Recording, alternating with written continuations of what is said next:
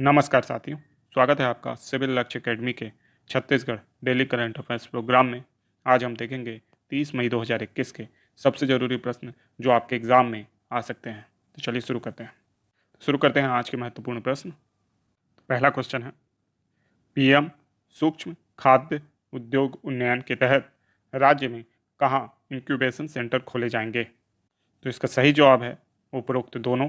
ठीक है, मतलब रायपुर और जगदलपुर दोनों ही स्थानों में क्या खोला जाएगा? इंक्यूबेशन सेंटर खोला जाएगा। देखिए, ये जो है वो फूड प्रोसेसिंग के लिए ये इंक्यूबेशन सेंटर खोले जाएंगे, मतलब ये औद्योगिक जो कह सकते हैं उत्पादों को बढ़ावा देना है और खाद्य प्रसंस्करण को बढ़ावा देना है। ठीक है, इसका उद्देश्य देश भर में कुल 11 कितने 11 इंक्यूबेशन सेंटर खोले जाने हैं। ठीक है, इसमें से छत्तीसगढ़ में 2 खोले जाएगा, जो कि गर्व की बात है ना। तो छत्तीसगढ़ में 2 कहाँ कहाँ खुलेंगे? रायपुर और जगदलपुर में। तो इसको आप अच्छे से याद रखिएगा। ठीक है, नेक्स्ट क्वेश्चन है, राज्य के किस स्थान में करोड़ों वर्ष पुराने समुद्री अवशेष मिले हैं? तो इसका सही जवाब है मनेन्द्रगढ़। तो मनेन्द्रगढ़ के किनारे क्या मिले हैं? करोड़ों वर्ष पुराने समुद्री अवशेष। और ये जिस नदी के किनारे मिले हैं उसका नाम है हसदो नदी, है ना। तो हसदो नदी के किनारे भी ये अवशेष मिले हैं। ठीक है, यहाँ पे आप उस न्यूज़ की कटिंग देख सकते हैं। मनेन्द्रगढ़ तक था समुद्र का दायरा, करोड़ों वर्ष पूर्व के जीवाश्म पर होगा यहाँ रिसर्च। ठीक है, इस न्यूज़ को मैं आपको टेलीग्राम ग्रुप में अवेलेबल कर दूंगा।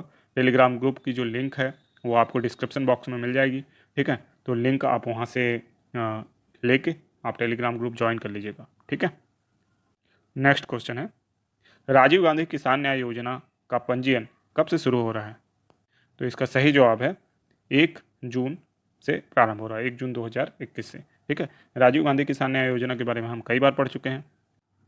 यह योजना 21 मई 2020 से स्वर्गीय राजीव गांधी की पुण्यतिथि पर प्रारंभ हुई थी।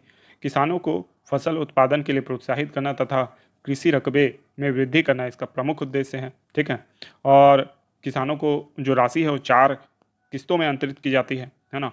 और इस बार इसमें प्रति एकड़, है ना, जो किसान को मिलेगा धान उत्पादन पे 9,000 रुपये, और धान के अतिरिक्त अन्य फसल या वृक्षारोपण पर उसी भूमि में कितना मिलेगा? 10,000 रुपये, है ना, प्रति एकड़। तो इसको याद रखिएगा। ये सारी जानकारी हम पिछले वीडियोज़ में कवर कर चुके हैं, तो आप पिछले वीडियोज़ जरूर देख लीजिए छत्तीसगढ़ का, और उसके नोट्स भी ज़रूर बनाइए। ठीक है, इसके अलावा आप चाहें तो PDF भी मैं शेयर करूँगा धीरे धीरे। ठीक है, तो वो भी आपको मिलते रहेंगे टेलीग्राम ग्रुप में, तो ज्वाइन करके रखिएगा। नेक्स्ट क्वेश्चन है, ब्रांड छत्तीसगढ़ के हर्बल उत्पाद को किस अवसर पर प्रमोट किया जाएगा? इसका सही जवाब है अंतर्राष्ट्रीय योग दिवस।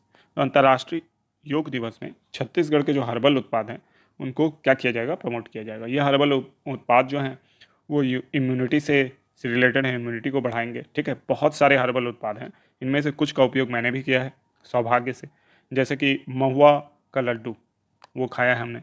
इसके अलावा जो आपका बेल का जूस है ना, बहुत ही अच्छा, बहुत ही पिछली गर्मियों में मैंने पिया छत्तीसगढ़ हर्बल का जो ये बेल का जूस था, बहुत ही अच्छा था, बहुत ही स्वादिष्ट। इसके अलावा आंवले का जूस भी आता है।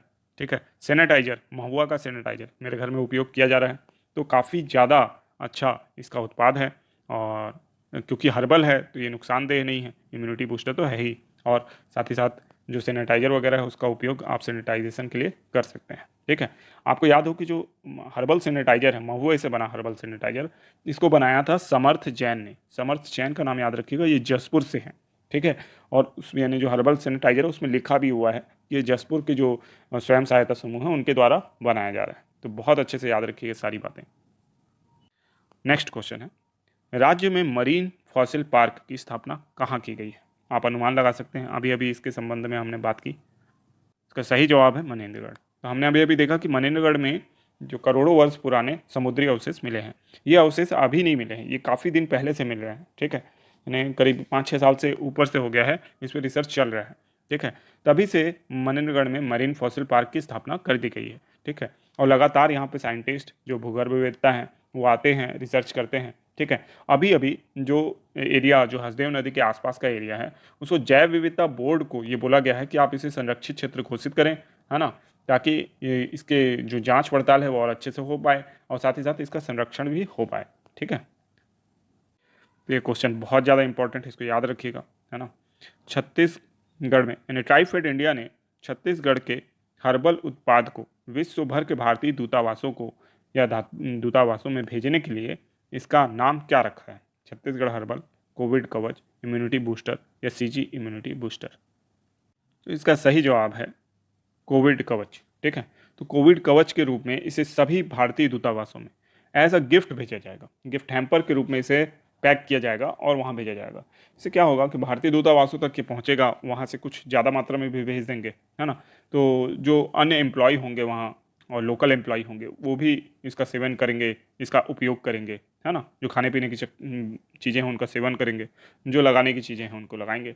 ठीक है, तो इससे क्या होगा, जो छत्तीसगढ़ का ब्रांड है ना, छत्तीसगढ़ ब्रांड, ये विश्व भर में पहुंचेगा और छत्तीसगढ़ का हर्बल उत्पाद है, शायद इसकी डिमांड विश्व से आने लगे और ज़्यादा। ठीक है, और वैसे भी हमारे कई सामान अब विश्व में जा रहे हैं विभिन्न देशों में और वहाँ उसकी आपूर्ति की जा रही है। ठीक है, नेक्स्ट क्वेश्चन है, डॉक्टर सक्राजीत नायक का हाल ही में हार्ट अटैक से निधन हो गया, वह पूर्व में किस पद पर थे? इसका सही जवाब है वे पूर्व मंत्री थे एवं विधायक थे। ठीक है, तो सक्राजीत नायक को आपको याद रखना है, ये मेरे ख्याल से रायगढ़ जिले के आसपास जो विधानसभा है वहाँ से थे और ये जो प्रथम विधानसभा है छत्तीसगढ़ की, है ना, उसमें ये मंत्री बने थे। ठीक है, पहले ये क्या कह सकते हैं बीजेपी में थे, लेकिन सन 2001 में ये कांग्रेस में शामिल हो गए थे। ठीक है, तो अजीत जोगी के कार्यकाल में ही ये क्या बने थे, मंत्री भी बने थे और फिर कई बार ये चुनाव जीते और उसके बाद अपने बेटे को दे दिए, तो प्रकाश नायक इनके बेटे हैं, है ना, तो वो भी याद रखिएगा। नेक्स्ट क्वेश्चन है, श्री अजीत जोगी की प्रथम पुण्यतिथि 29 मई को मनाई गई, वह राज्य के किस पद पर सुशोभित थे? तो अभी अभी मैंने बता दिया है, फिर भी एक बार इसका आंसर देख लेते हैं। तो इसका सही जवाब है छत्तीसगढ़ के प्रथम मुख्यमंत्री। देखिए, जो अजीत जोगी थे ये प्रथम मुख्यमंत्री थे, हमको याद रहता है, लेकिन इससे ही ज़्यादातर क्वेश्चन आ जाते हैं प्रथम द्वितीय से, इसलिए कभी ये करंट में मिले तो उसको रिवाइज कर लेना चाहिए। ठीक है, अब देखते हैं छत्तीसगढ़ के सामान्य ज्ञान से कुछ प्रश्न। ठीक है, राजिम में किन नदियों का संगम है? इसका सही जवाब है उपरोक्त सभी, मतलब महानदी, पैरी और सोंडूर, तीनों नदियां कहाँ मिलती हैं? राजिम में। राजिम किस किस जिले में है? तो ये गरियाबंद जिले में है। ठीक है, इसको याद रखना है। इसके अलावा और कौन कौन से संगम हैं महानदी में? तो शिवरी नारायण संगम है महानदी में, यहाँ पे महानदी शिवनाथ और जोंक मिलती है। कौन कौन सी?